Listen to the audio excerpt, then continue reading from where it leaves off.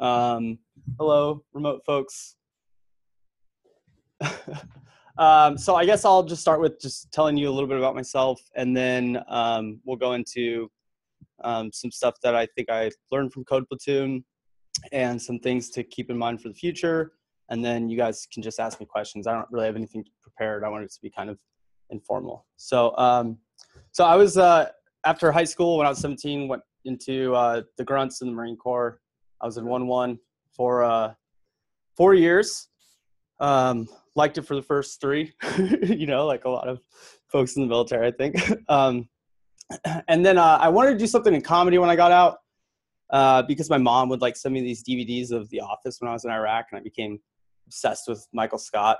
And so my goal when I got out was go to Second City and do something in comedy. I ended up getting out, moving right back to Illinois, and went to first CLC, but then on to NEIU here in the city for communication, media, and theater. And while I was there, started Second City, finished it, and then kind of felt like I got everything I wanted to out of it. In between me finishing Second City and finishing college, I started at CDW, which is a value-added reseller here in Chicago, where I was basically doing inside sales, and I was selling technology. And I was running into problems a lot where there was things I wanted to fix, but I couldn't really do it without knowing code. And I also just really did not like the job at all. I didn't feel creatively or technically fulfilled. So I ended up starting to have a bunch of problems, went on medical leave for sleep disorders, and they fired me on medical leave. And that was kind of that kind of lit a fire under my ass that I needed to finally do something that I wanted to do. And so I'd become interested in code. And when I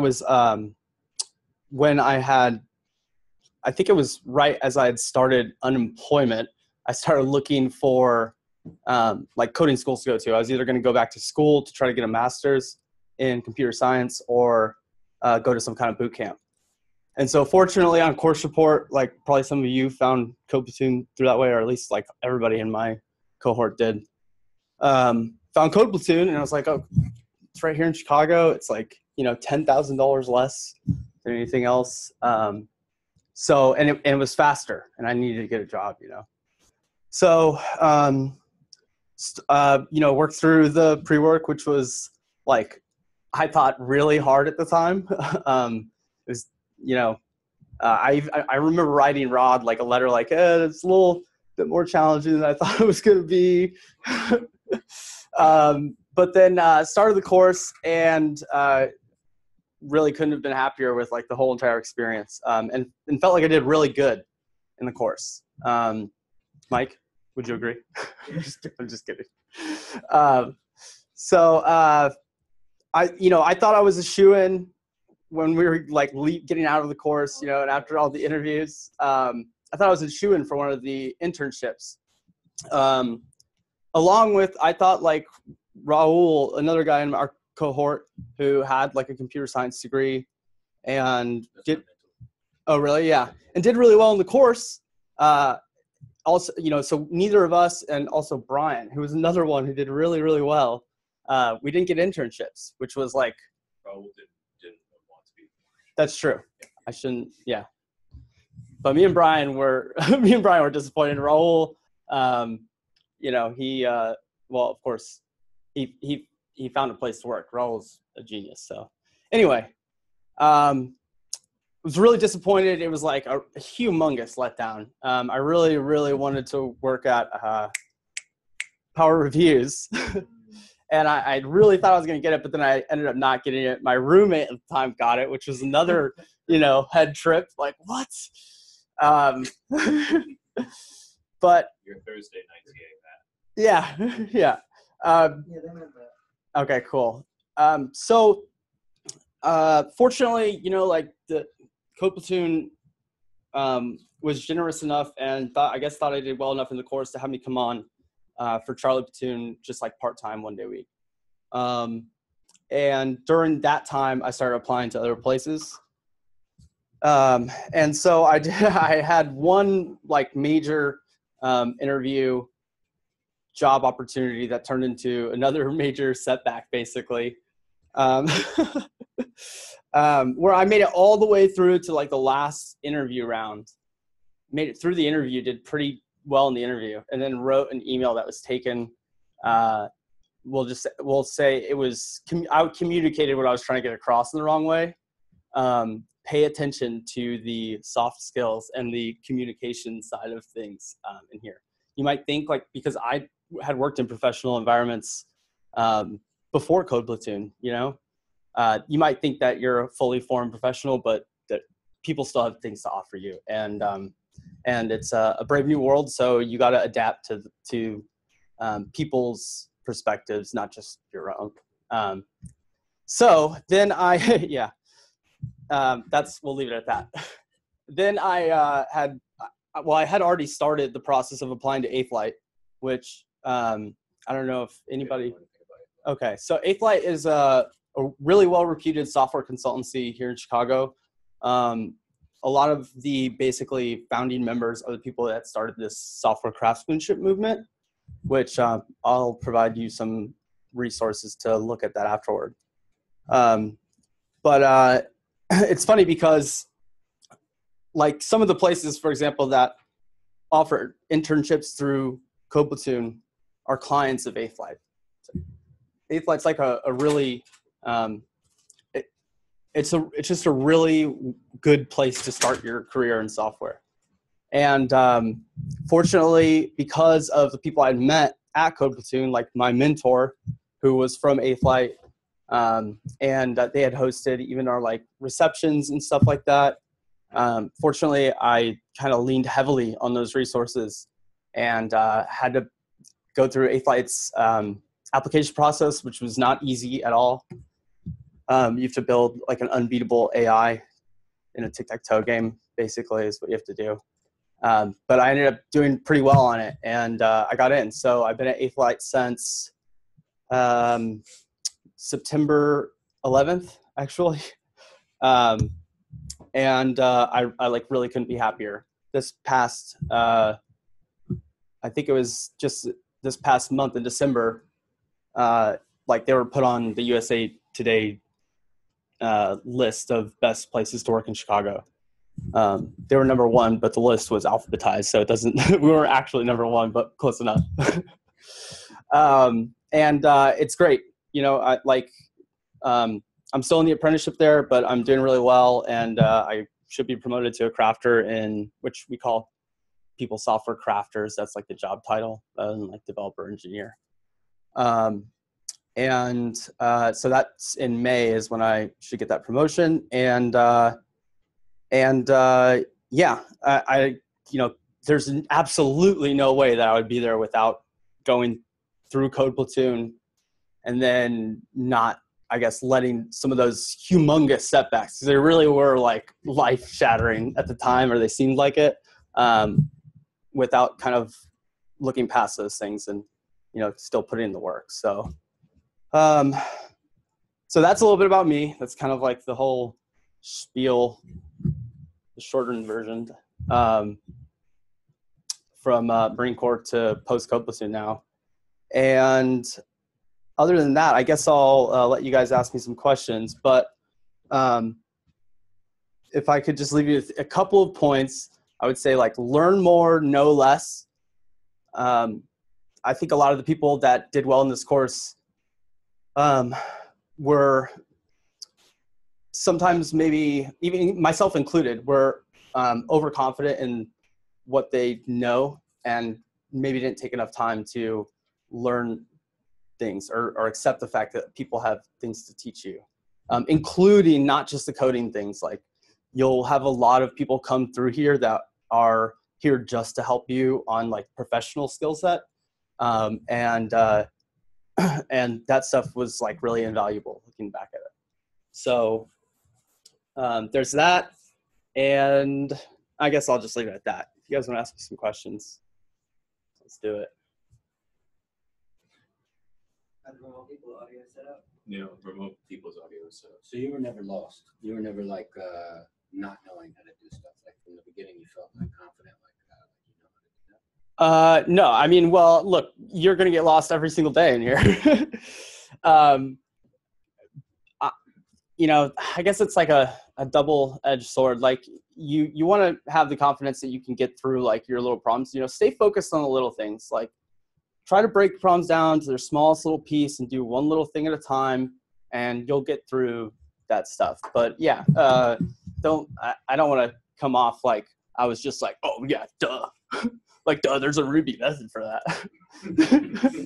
No, you're going to get lost every single day. And it's a bunch of stuff that you've never seen before. Unless, has anybody in here, does anybody here have like a computer science background or a background coding at all? Remote students do. I have a degree. Oh, well, you'll still probably get lost a little bit. Oh, I'm lost. Okay, good.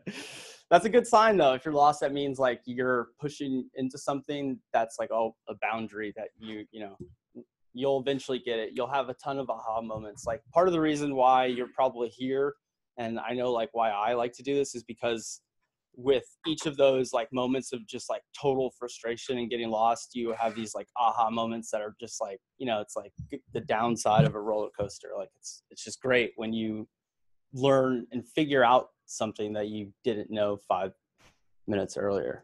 And then the other thing I would say about that is like the people around you, like none of you have needs that are in conflict. So like just help each other, and don't be afraid to ask your other students to work with you on things.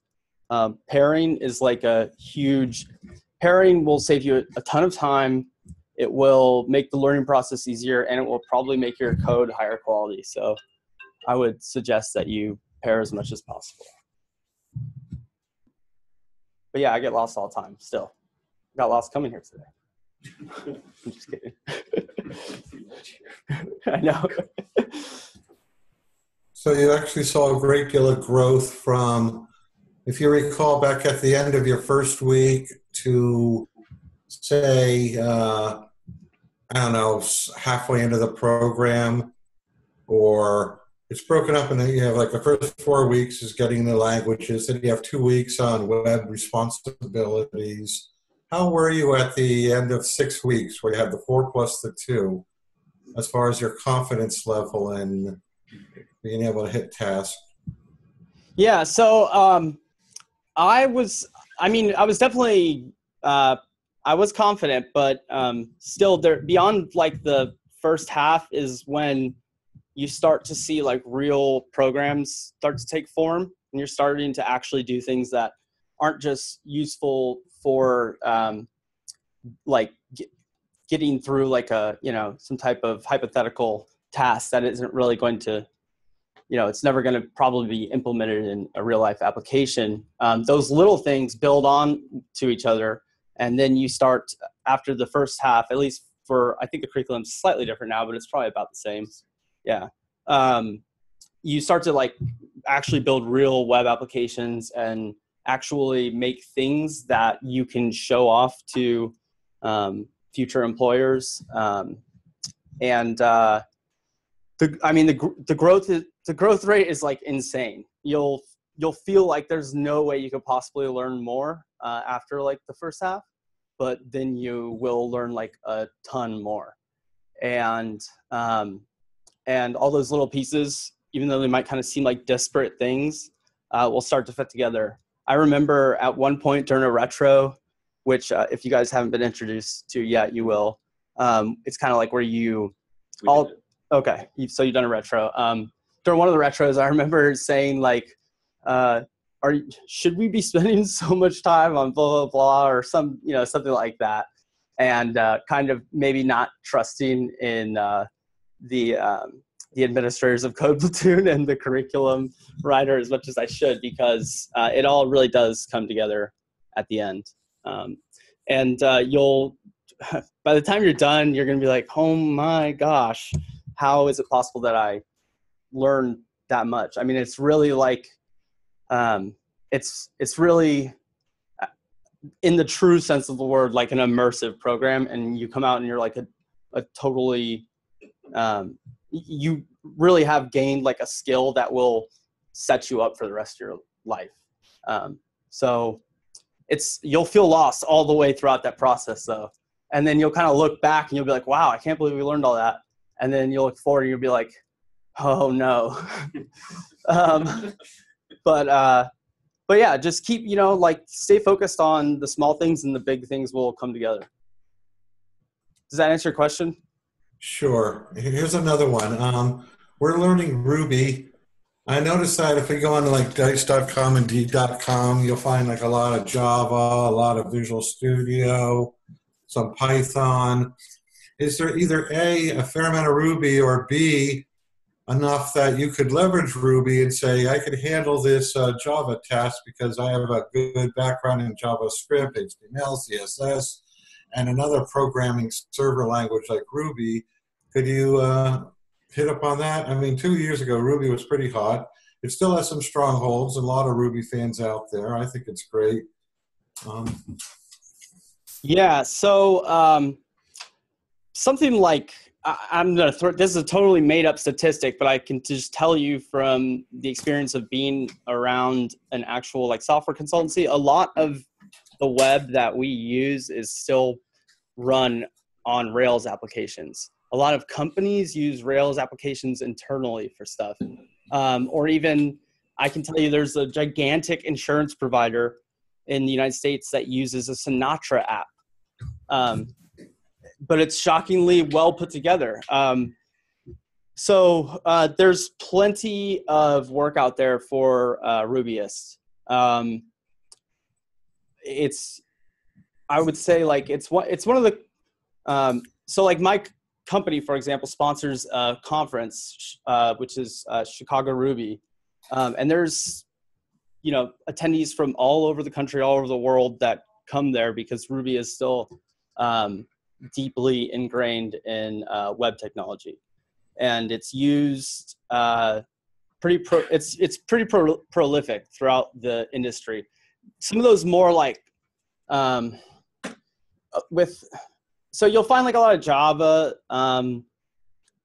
in like I think financial services firms maybe and security firms and stuff like that, but there's plenty of job opportunities for somebody that knows JavaScript, Ruby, HTML, CSS. And beyond that, what a lot of companies are looking for is the ability to solve problems and and work through code and how you think about whatever challenge you're trying to get past. So typically, at least from my experience, when you're applying to places, they'll have you like do a challenge in a language of your choice, with the expectation that, at least if they're a good company, with the expectation that they're going to have to teach you something when you come on. So they're not going to expect you to necessarily be able to jump into their code base and immediately start, putting in pull requests and stuff like that. They may, but that may not be a good choice for a job opportunity. At the same time, a lot of companies, like I said, will expect that they have to train you up on a new technology or a standard that they're using. They really more so are focused on your ability to code through problems in any language, really, because they are all super related, and they start to become almost like, at the company I work at, it like being a polyglot is a huge focus. So once you start learning like other languages outside of the ones you learn in Platoon, you'll start to see like I don't want to say it doesn't matter. They all have a specific reason they were made and a job to do, but you can do almost anything in almost every single one of them. And yeah. What's a polyglot? 5? 3? 10. No, a polyglot is like just many, right? An ability to understand many languages or to speak many languages, I think is where it comes from. So when you're applying for jobs, are you filtering your searches based on the languages you're comfortable with? Or are you going outside and proving to them that you can learn another language? So typically it doesn't hurt to apply anywhere, but typically you'll have to do like a shorter form, like set of challenges and like a longer form challenge at a lot of places you apply to at least. And they'll usually, unless the job itself is like, you know, Java developer, if it says that, maybe don't apply for that. but at the same time, maybe do, because a lot of times those challenges, like I said, they'll ask you to do it in a language of your choice.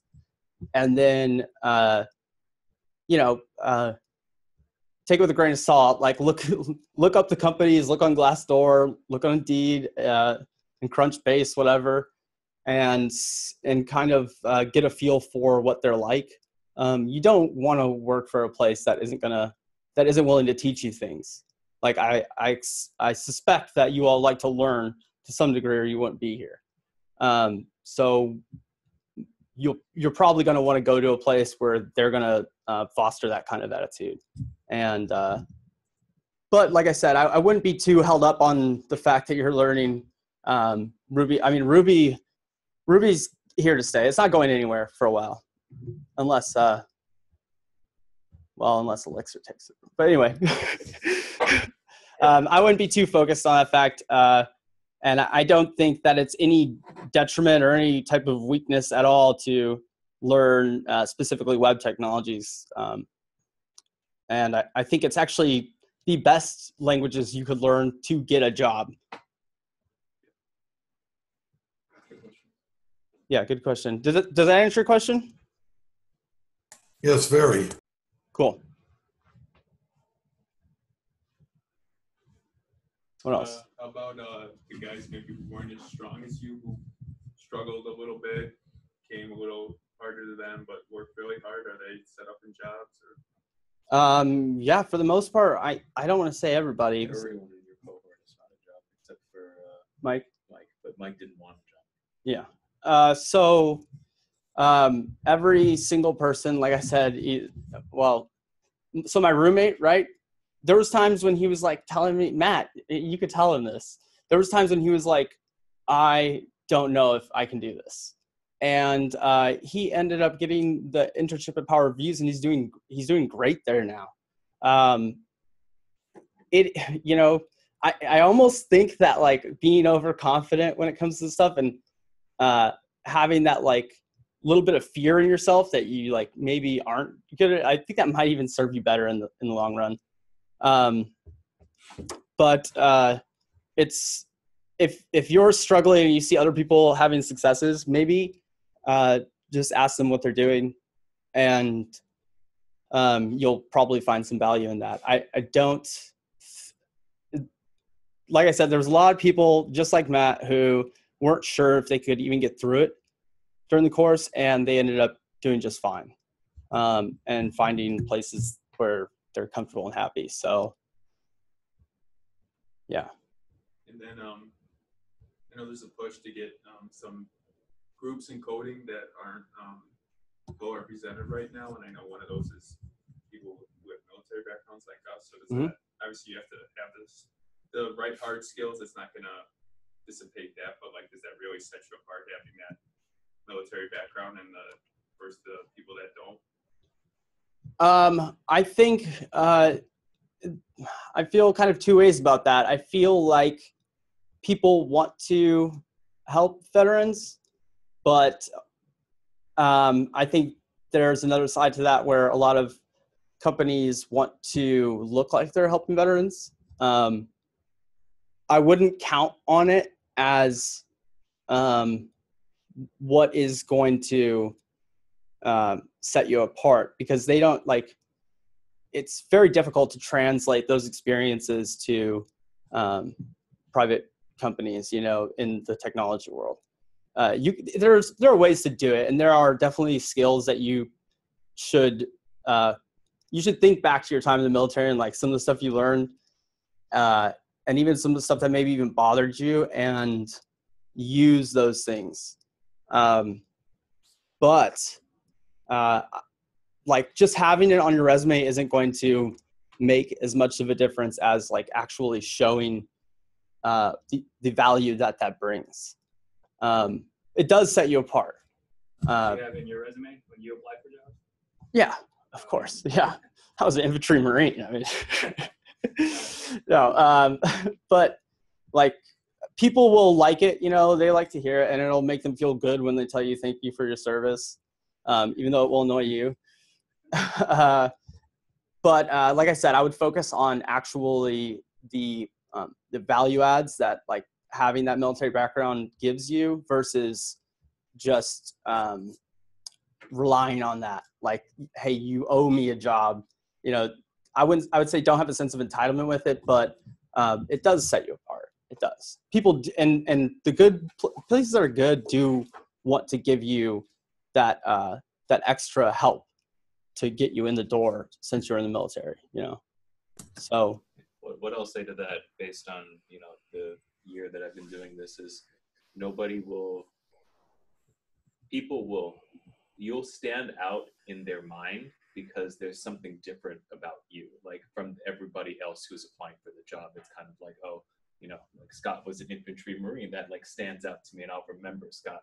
But past that, I don't think there's not too much of a value add. Unless you were in like signals beforehand or something like that. Yeah, it'll get you in the door, but it won't keep you in the room. Yeah, that makes sense. Quick one. Yeah. My wife, she's a government employee. She's an auditor, and they do have a military preference. So if you go after government jobs, there are actual forms for a military preference you can fill out. That'll put you way ahead of everyone. Yes, that's true. Yeah, you get like an extra 20 points on the federal application or whatever. I don't know if that's the exact number, but you do for federal or government jobs. Like I'm sure you know, you will get preferential treatment, but you know, that's one of those things. Like I just wouldn't rely on anything you're entitled to. I would focus on how those actually translate for the job you're applying for versus you know, just expecting wherever you're applying to know, like, hey, I was in the military. Guess I'm going to be a good employee. Like, you should know that. You have to convince them still. You said Java is important. You said it's an important language, right? I mean, this is just kind of off topic. I know we're not learning Java, but how? I guess in the order of languages, what would you break down the hierarchy of languages that are being used in the industry right now? I don't think I'm experienced enough to answer that question. From what you can gather.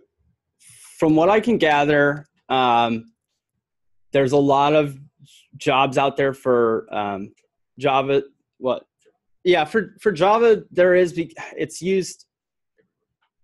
Yeah, well, it is okay. It's used everywhere, but at the same time, there's no shortage of like, you know, like jobs on the front end for like JavaScript developers. I think JavaScript is kind of becoming like the assembly language of the web, so knowing JavaScript is hugely important. I'm a little bit preferential to Elixir. It is. It's on the come up. It's highly concurrent. Anyway, but I really don't have enough experience to give you like a super good answer on as to like how the industry is broken down in terms of like which languages they're using. I can tell you that the company I work at, like I've had to learn a couple of different languages. And this upcoming week, I start writing a Java HTTP server. So I would say focus on what they're teaching you here while you're here. And then that will give you like the like good baseline to learn whatever the hell you want. But yeah, I mean, Java is still everywhere, especially in like you were talking about government jobs. I know the government uses a ton of Java. And then, but like I said, there's no shortage of Ruby or, and especially JavaScript. I mean, JavaScript is just like hugely popular and more libraries come out every single day. Yeah. Yeah, the answer to that question is Java and, you know, C#, C++ is obviously up top because it's the oldest language. Most of the stuff is written in it. then you're looking at JavaScript easily, as in terms of like the web languages. And then from there, there's just smatterings of like Python and Ruby and things like that. Ruby does not compare to the Java market. There's just no way. But the things that you learn here, like that's why we're teaching JavaScript and Ruby at the same time. It's kind of like, don't be afraid of those languages. And we just had one person start at a Chicago trading company, and they said, you have to complete this Java certification. And he's like, okay, no problem. And then he went and took the course and then passed the test. Because he's just kind of like, oh, it's very similar to Ruby or JavaScript in XYZ ways. Right. Yeah, that's a really good point. Like I said, companies are going to expect that they're going to have to teach you a little bit, and if they don't, then you probably don't want to work there. So, yeah, they'll all kind of blend together, and you'll see like the similarities and differences between them as you kind of learn more and more and work through more and more of them. But yeah, that was a much better answer from John than what I get, which was, I don't know. Any more questions? Remote, any questions? Where did you serve and what years were you in the Marine Corps? 06 to 2010. And I was in 1-1, which is at Camp Porno out of Camp Pendleton. And I went to Iraq, and then I went on a MU. Where were you in Iraq? Or what MU were you in? I was on the 13th MU. Was that right? I think it was the 13th MU. It was a Westpac. And that was in 08, 09.